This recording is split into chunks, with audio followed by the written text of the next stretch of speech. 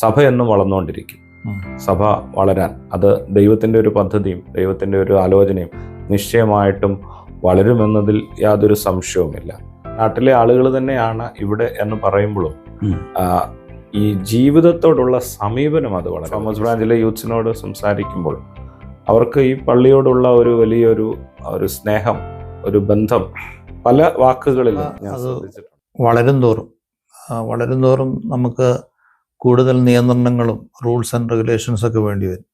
അപ്പം അങ്ങനെ വരുമ്പോൾ സത്യത്തിൽ യഥാർത്ഥ വിശ്വാസം ഒരു ചോർന്നു പോകുന്നുണ്ടോ, അല്ലെങ്കിൽ ആർട്ടിഫിഷ്യലായി പോകുന്നുണ്ടോ? എനിക്ക് തോന്നുന്നു ഈ നിയന്ത്രണങ്ങൾ എന്നും ആവശ്യമാണ്.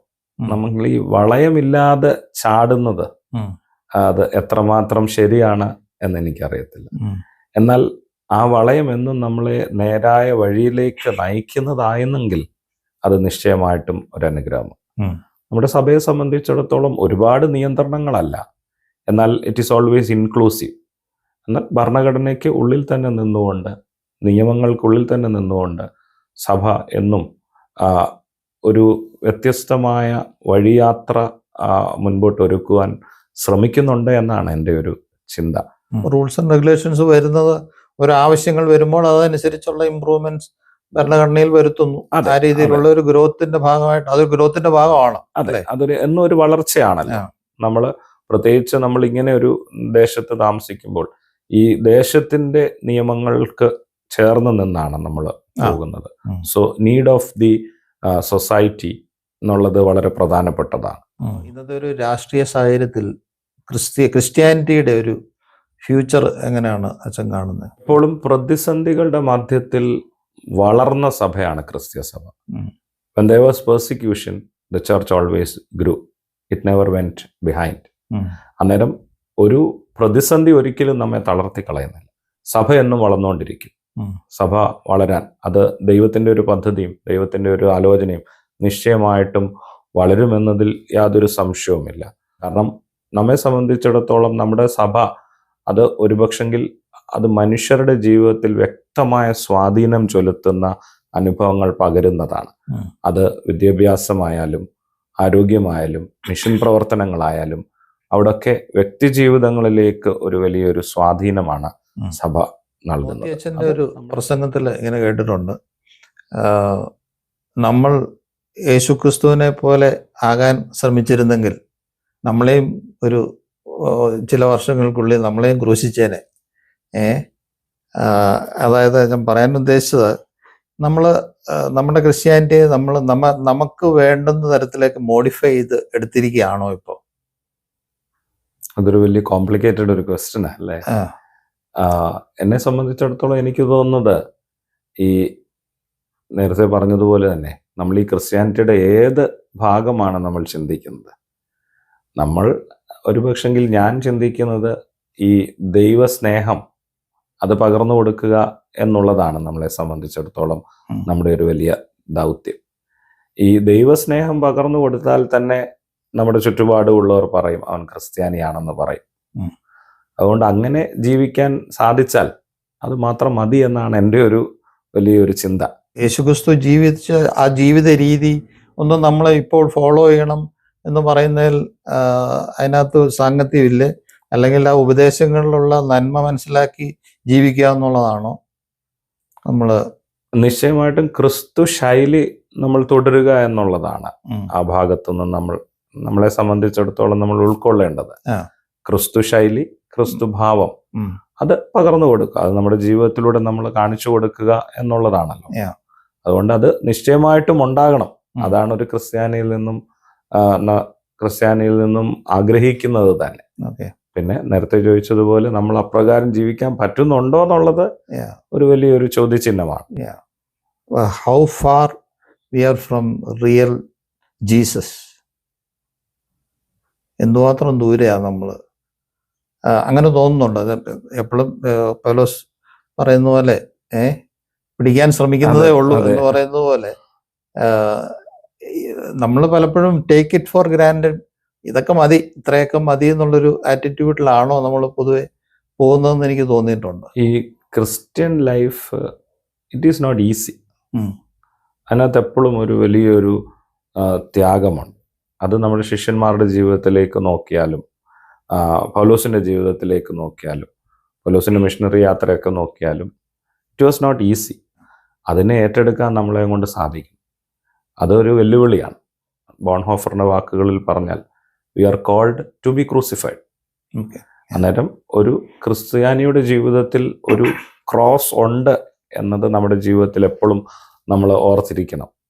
അന്നേരം ആ ഒരു ദൗത്യത്തിലോട്ടാണ് നമ്മൾ നീങ്ങിക്കൊണ്ടിരിക്കുന്നത്. അത് ഓരോ ദിവസവും നമ്മുടെ ഒരു ശ്രമമാകണം.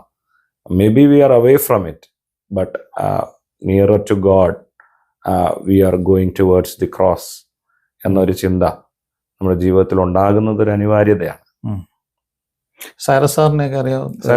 അപ്പം സൈറസ് സാറൊക്കെ ഞങ്ങളുടെ വലിയൊരു റോൾ മോഡലാണ്. അപ്പം എനിക്കൊരു ക്രിസ്ത്യാനി എന്നൊക്കെ തോന്നുമ്പോൾ എനിക്ക് സൈറസ് സാറിനെ ശരിക്കും ഓർമ്മ വരുന്നത്. അതൊരു മോഡലായിട്ട് എനിക്ക് എപ്പോഴും തോന്നാറുണ്ട്. ആ രീതിയിൽ അതിനെ നമ്മൾ എങ്ങനെ മനസ്സിലാക്കണം, ഏത് ലെവലിൽ വരെ അതിനെ മനസ്സിലാക്കണം എന്നുള്ളത് എനിക്ക് എപ്പോഴും ഒരു സംശയമാണ്. ഈ സൈറസ് സാറിന്റെ ജീവിതം എന്നെയും വല്ലാതെ സ്വാധീനിച്ചിട്ടുള്ളതാണ്.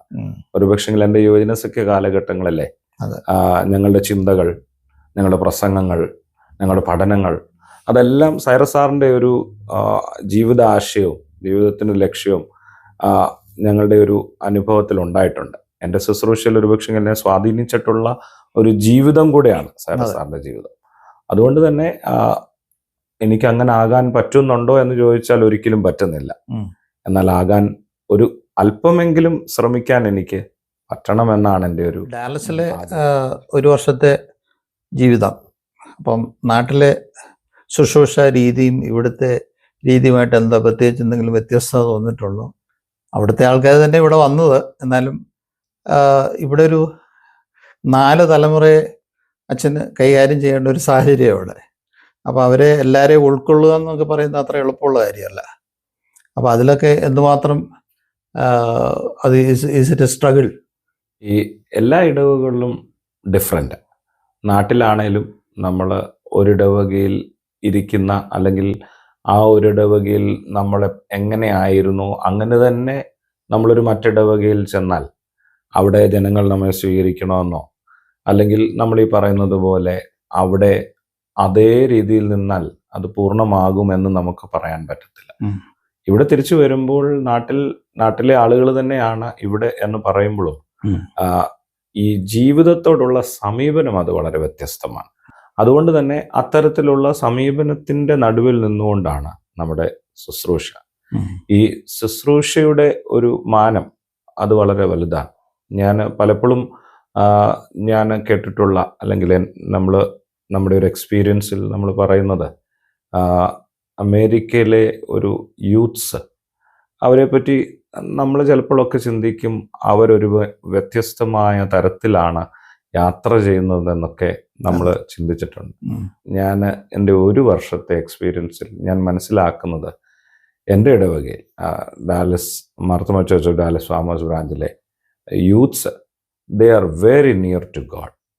അവരെ സംബന്ധിച്ചിടത്തോളം അവരുടെ ഒരു പേഴ്സണൽ കമ്മിറ്റ്മെൻറ്റ് ഞാൻ എന്നും ഐ അഡ്മയർ ഇറ്റ് എന്നാണ് ഞാൻ പറയുന്നത്. ഒരുപക്ഷെങ്കിൽ അവർക്ക് മുകളിലുള്ള തലമുറയ്ക്ക് ദൈവത്തോടുള്ള ഒരു ബന്ധത്തെക്കാൾ ഉപരിയായ ഒരു ബന്ധം ഇവിടുത്തെ യുവജനങ്ങൾക്കുണ്ട് എന്ന് ഞാൻ വളരെ ആത്മാർത്ഥമായിട്ട് കരുതുന്നു എന്നത് ഒരു യാഥാർത്ഥ്യമാണെന്ന് എൻ്റെ ഒരു വർഷത്തെ എക്സ്പീരിയൻസിൽ ഞാൻ മനസ്സിലാക്കുന്നു.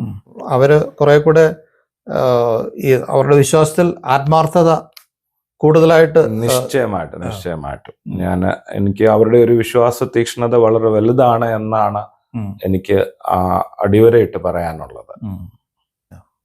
അല്ല, ഒരേ സമയത്ത് ഇങ്ങനെ പല കൾച്ചറിൽ നിന്നുള്ള ആൾക്കാർ, അതായത് ആദ്യമായിട്ട് വന്നവർ, പിന്നെ ഇവിടെ പഠിച്ച് വളർന്നവർ, പിന്നെ ജോലിയെ സംബന്ധമായിട്ട് ഒരു യങ് ജനറേഷൻ പുതുതായിട്ട് വന്നവർ, അങ്ങനെ എല്ലാവരുടെയും കൂടെ ഒരു മിക്സാണ്.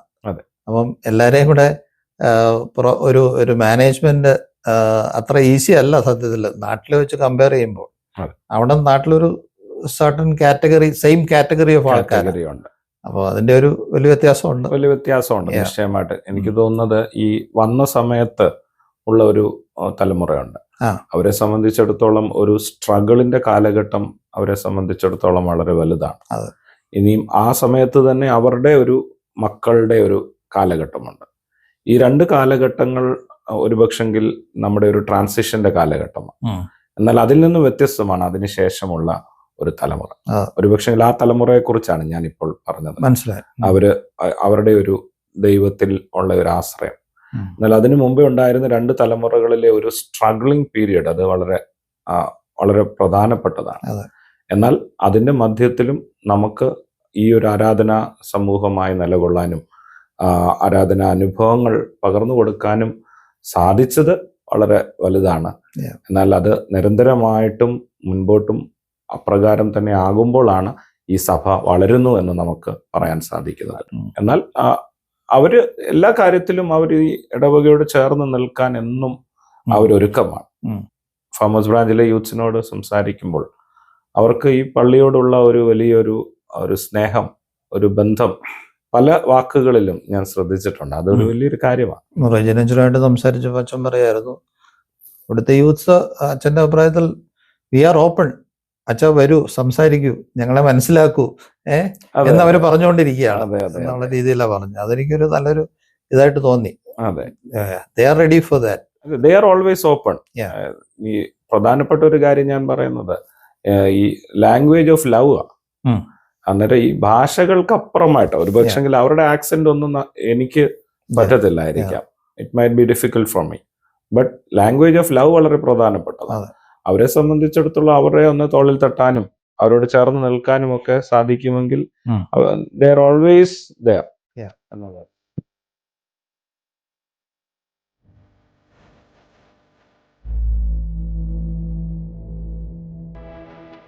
അപ്പോൾ ഫാർമേഴ്സ് ബ്രാഞ്ച് ഇടവക ജൂബിലിയുടെ ഒക്കെ മറവിലാണ്. അപ്പം അതിൻ്റെ ഒരു പ്ലാനിങ്ങും ഒക്കെ കൈകാര്യം ചെയ്യാനായിട്ട് പറ്റുന്ന വലിയൊരു അവസരമാണ്. ഒരു ഇടവകയെ സംബന്ധിച്ചിടത്തോളം ജൂബിലി എന്നത് ഒരു അനുഗ്രഹത്തിൻ്റെ ഒരു കാലഘട്ടമാണ്. ഡാലസിനെ സംബന്ധിച്ചിടത്തോളം ഈ ഡാലസ് ഇടവകയുടെ ഒരു ജൂബിലി എന്നത് മാത്രമല്ല, ഞാൻ എപ്പോഴും പറയുന്നൊരു കാര്യമുണ്ട്, ഈ ഡാലസിൽ വന്ന വിശ്വാസ യാത്രയുടെ ഒരു ജൂബിലിയാണ്. അതുകൊണ്ട് ഇവിടെ വന്ന എല്ലാ മാർത്തോമ വിശ്വാസികളെ സംബന്ധിച്ചിടത്തോളം അത് ഫാമേഴ്സ് ബ്രാഞ്ച് മാത്രമല്ല, എന്നാൽ എല്ലാ ഇടവകയിൽ ഇവിടുന്ന് മാറിയ 5 ഇടവകളാണല്ലോ മൊത്തത്തിൽ. ഈ 5 ഇടവകളുടെയും ഒരു ജൂബിലിയുടെ കാലഘട്ടമാണ്. കാരണം അവരുടെ ഒരു വിശ്വാസ യാത്രയുടെ 50 വർഷങ്ങൾ പൂർത്തീകരിക്കുന്ന ഒരു കാലഘട്ടമാണ്. ഇത് ഒരു താങ്ക്സ് ഗിവിംഗ് ആണ്. ദൈവം നടത്തിയ വഴികൾക്ക് സ്തോത്രം കരയറ്റുക. തീർച്ചയായും. Leave back A mark. ഒരു മായാത്ത മുദ്ര പതിപ്പിക്കുവാൻ അത് ജീവിതങ്ങളിലായാലും ജീവിത സാഹചര്യങ്ങളിലായാലും അങ്ങനെ ഒരു മായാത്ത മുദ്ര പതിപ്പിക്കാനൊക്കെ നമുക്ക് സാധിക്കുമ്പോഴാണ് നമ്മുടെ ശുശ്രൂഷകളൊക്കെ ഏറെ ധന്യമാകുന്നത്. അതുകൊണ്ട് ഈ ജൂബിലി ഒരു ആഘോഷങ്ങളല്ല, എന്നാൽ let this jubilee be meaningful എന്നുള്ളതാണ്. More than celebration, let it give about a meaning, a message of love എന്ന തരത്തിൽ തീരാൻ ദൈവം ഇടയാക്കട്ടെ. Let it enhance fellowship in the church and എല്ലാത്തിലുപരിയായിട്ട് റിവൈവൽ ഇൻ ദ ചർച്ച്. ഒരു പുതുക്കത്തിന് അത് കാരണമാകട്ടെ എന്ന ഒരു വലിയൊരു പ്രാർത്ഥനയാണ്. അത് ദൈവം സാധ്യമാക്കട്ടെ എന്ന് പ്രാർത്ഥിക്കുന്നു. ഓക്കെ, അപ്പോൾ താങ്ക് യു അച്ഛാ. ഇത്രയും സമയം ഗ്രേസ് സ്റ്റുഡിയോയിലേക്ക് വരാനും സംസാരിക്കാനും അച്ഛനെ കൂടുതലായിട്ട് മനസ്സിലാക്കാനും ഒക്കെ പറ്റിയ അവസരത്തിനായിട്ട് നന്ദി പറയുന്നു. അച്ഛൻ്റെ സമയത്തിനായിട്ട് നന്ദി. Okay, thank you.